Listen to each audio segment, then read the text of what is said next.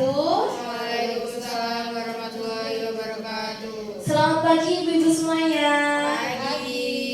Gimana nih kabarnya hari-hari setelah menjalani sebagai status baru ibu hamil trimester 1 dan 2? Capek. Nyapa enggak? Capek ya? Oke, kalau begitu ini terima kasih ya ibu-ibu atas kehadirannya di dalam kegiatan penyuluhan pada hari ini yang kita laksanakan di Balai Desa Panjangkerjo. Sebelumnya, perkenalkan saya Fitri Risnasari sebagai penyuluh yang ditugaskan dari Puskesmas Pundong. Hari ini kita akan membahas salah satu keluhan yang sering dialami ibu hamil nih, yaitu konstipasi atau sembelit. Tujuan dari penyuluhan ini adalah agar ibu-ibu dapat lebih paham mengenai apa itu konstipasi, bagaimana cara pencegahannya, gejalanya apa saja, penyebabnya apa saja, seperti itu. Penyuluhan ini akan berlangsung selama 10 menit nih ibu-ibu. Semoga setelah penyuluhan ini ibu-ibu dapat menerapkan tipsnya di rumah agar tetap nyaman selama masa kehamilan. Baik, langsung saja kita mulai ibu-ibu. Di sini saya ada poster, bisa dibaca selama saya menyampaikan materi.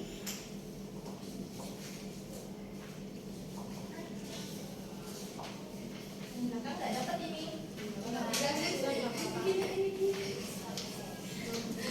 Oke. Ya, di sini bisa kita ketahui apa itu konstipasi. Konstipasi adalah yang dikenal juga sembelit. Itu kondisi ketika ibu hamil mengalami kesulitan buang air besar atau frekuensi buang air besar yang berkurang dari biasanya.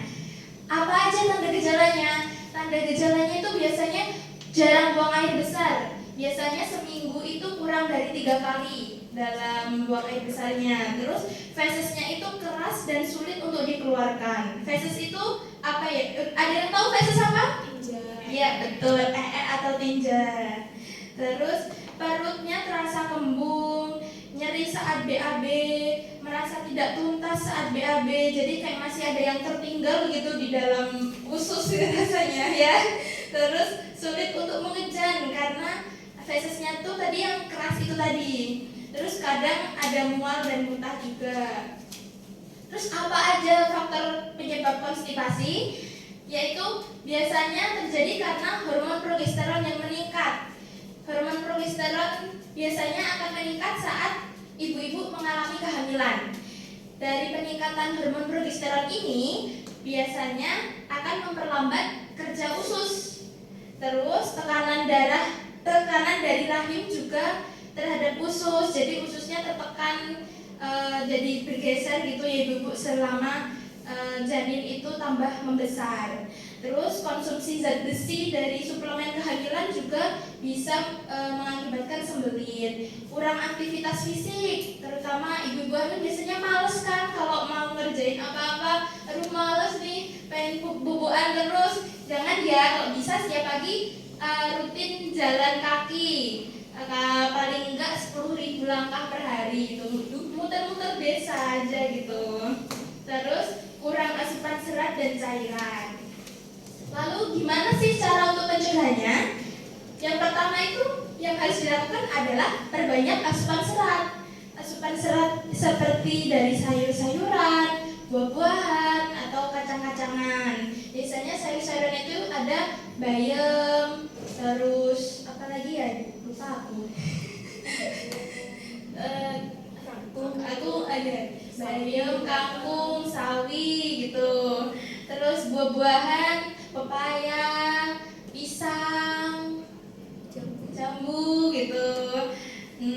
Terus cukupi kebutuhan cairan.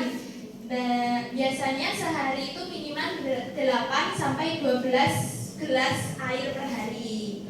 Terus rutin aktivitas fisik ringan. Jangan menunda buang air besar. Kalau udah kerasa mau langsung buru-buru ke kamar mandi. Jangan ditunda-tunda, males masih jalan ke kamar mandi.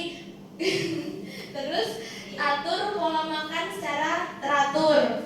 Jangan besok pagi nggak makan, terus siangnya makannya banyak.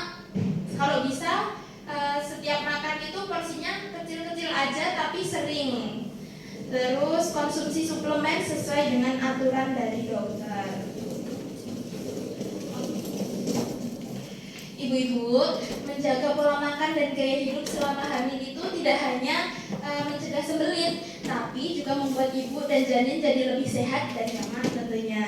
Nah, di sini saya mau tunjukin nih ke ibu-ibu, gimana sih caranya agar perut bisa terasa lebih lega atau tidak begah saat ada gejala konstipasi. Bisa disimak videonya di sini, sebentar.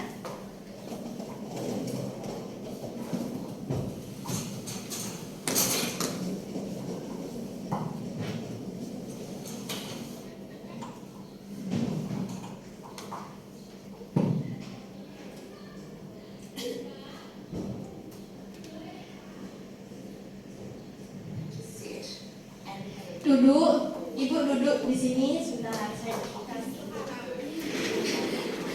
duduk toh, terus ini kakinya melebar, terus perutnya dikedepanin, jadi kayak badannya condong gitu. Terus badannya tangannya megang ke ini, ke lutut ya, buat tumpuan biar nggak kerokan.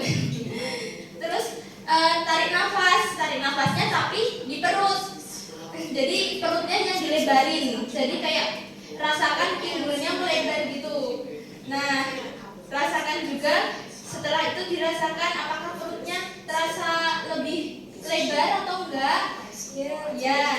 Nah, lebih kayak ada ruang kosong di perut. Nah, itu bisa jadi kayak untuk menstimulasi agar usus itu ada ruang untuk gerak lagi. Jadi cara kerja usus bisa tidak lambat kayak kalau ketekan sama rahim yang membesar gitu. Itu tadi tipsnya yang bisa dilakukan di rumah ya ibu-ibu. Gampang banget kan? Iya. Oke. Lanjut, di sini kita akan masuk ke sesi tanya jawab. Kira-kira ada yang ingin ditanyakan tidak ibu-ibu? Oke, baik Ibu Iza. Ini tentang konstipasi pada ibu hamil. Apakah situasi konstipasi itu normal atau hanya terjadi pada beberapa ibu-ibu hamil? Terima kasih. Oke, beri tepuk tangan kepada Bu Iza atas pertanyaannya ya, sangat baik, keren banget pertanyaannya. Oke, konstipasi itu sangat sering terjadi kepada ibu hamil. Jadi biasa ya ibu-ibu terjadi sama ibu hamil dan itu normal.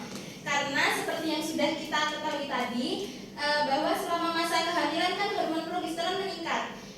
Dengan meningkatnya hormon progesteron ini, maka kerja usus jadi lebih lambat karena progesteron memperlambat cara kerja usus untuk menyerap makanan-makanan. Terus efeknya kan usus jadi lebih lambat dari biasanya. Ketika usus bekerja lebih lambat, feses akan berada di dalam usus lebih lama. Lalu usus pun akan menyerap air dari feses. Hal ini membuat feses menjadi lebih keras dan sulit untuk dikeluarkan, sehingga terjadilah sembelit. Gimana Mbak Iza, apakah sudah terjawab? Alhamdulillah. Nah, di sini saya mau tanya nih ke ibu-ibu. Kira-kira makanan apa yang dapat dikonsumsi untuk mencegah sembelit? Ada yang mau jawab? Saya. Oke. Sebelumnya terima kasih atas waktu dan kesempatannya. Izinkan saya untuk menjawab. Jadi makanan yang bisa dimakan atau dikonsumsi untuk mencegah sembelit itu seperti yang banyak seratnya ya.